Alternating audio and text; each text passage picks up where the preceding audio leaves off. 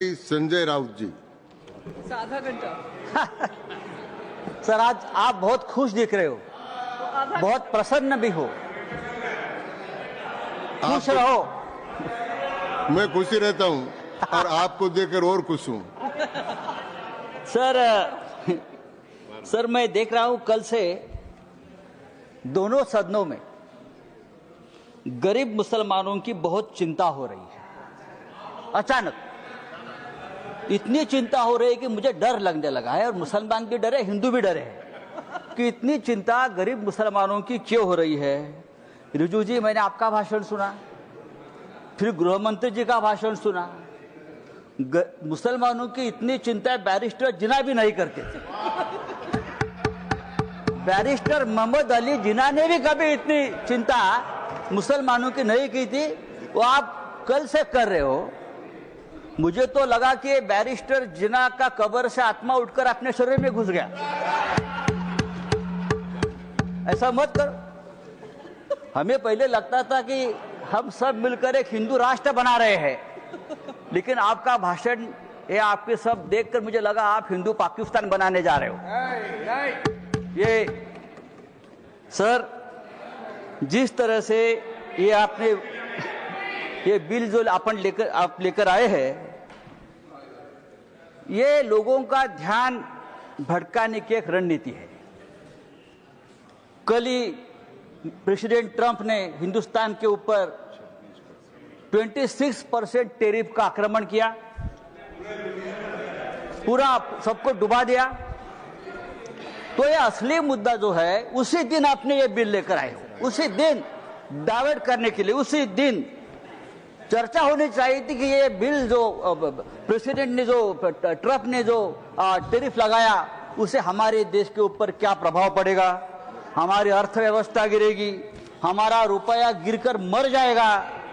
ऐसी बहुत सी बातों का जो ध्यान जनता सोच रही थी, तो आपने ध्यान हटा दिया और हिंदू मुसलमान के मुद्दे पर वापस आपने ध्यान ला कर दिया। जब भी बेरोजगारी, महंगाई, आर्थिक मुद्दे आते हैं, तो आप इस प्रकार के धार्मिक मुद्दे लेकर आते हो और 2 दिन, 4 दिन, 5 दिन चर्चा आप कर लेते हो। सर, गरीब मुसलमानों की बात आप लोग कर रहे हो, करोड़ों गरीब मुसलमानों के हित की बात आप कर रहे हो। आपको मुसलमानों की चिंता कब से होने लगी? या आप ही लोग हैं मुसलमानों को चोर बोलते हो? आप ही लोग हैं मुसलमान आपकी जमीन छीन लेंगे, आपके गले का मंगलसूत्र खींच लेंगे, आपके गाय बैल उठाकर लेके जाएंगे। मुसलमानों के, महाराष्ट्र में मुसलमानों के मटन के दुकान से आप मीट मत खरीद लीजिए, मुसलमान देशद्रोही है, टेररिस्ट है, बटेंगे तो कटेंगे। अभी आप लोग मुसलमानों की संपत्ति की चिंता कर रहे हो, आप लोग मुसलमानों की संपत्ति के रखवाले बने हो। लेकिन मैं आपको बताता हूं भाई साहब, आप मुझे कुछ मत सिखाइए, मैं बहुत पढ़ लिख कर आया हूं यहां, चिंता मत करिए। मैं हिंदुत्व भी पढ़ा हूं और सब कुछ पढ़ा हूं, और आप अभी नए मुल्ला बन गए हो हिंदुत्व के। आप हमें मत सिखाइए, हमारा जन्म हिंदुत्व के काम के लिए हुआ है।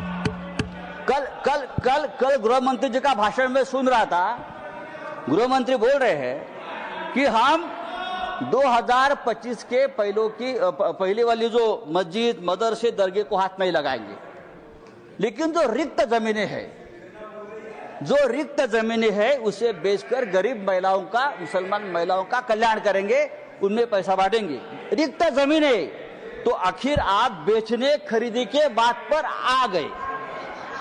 जिसका डर था कि जमीन बेचेंगे, जमीन खरीदेंगे, या ये जो आपका मूल उद्देश्य है, बिजनेस, व्यापार, उसके ऊपर आए, आप चुप नहीं बैठेंगे, आप जमीन बेचकर ही रहेंगे।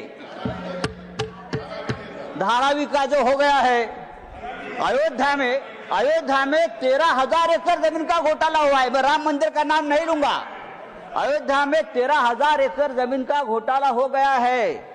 केदारनाथ में 300 किलो सोना गायब हो गया है। आप हमारे हिंदू धर्म की जमीन का रक्षा नहीं कर पा रहे हो। अभी आप मुसलमानों की जमीन की रक्षा करने की बात कर रहे हो। सर, डिफेंस की जमीन आपने बेच दी अयोध्या में, किसको बेच दी? तो आपका पूरा ध्यान जो है, ये जो 2 लाख करोड़ की जमीन है, प्राइम लोकेशंस, वो किसको देने वाले हैं आप? या तो खरीदने वाले एक ही है, बेचने वाले भी 2 है, खरीदने वाले भी 1 है।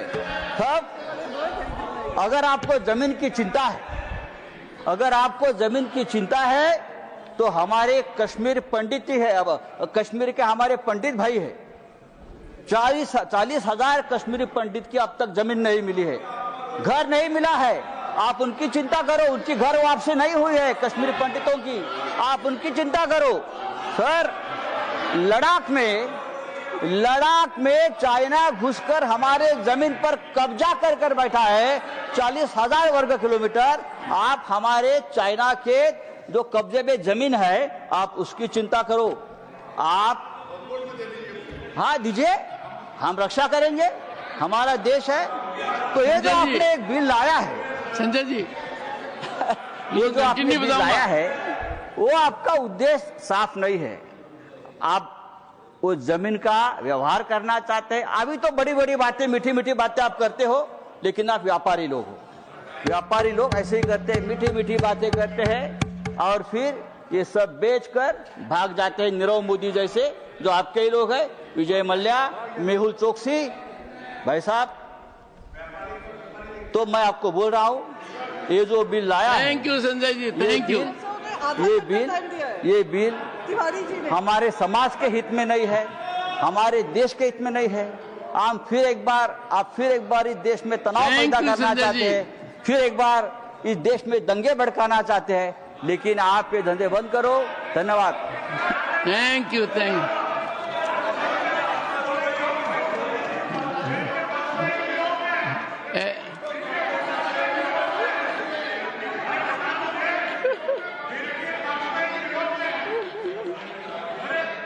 ऐसा है नीरज जी, आप देखिए, संजय बता चुके हैं, उनकी मजबूरी समझिए।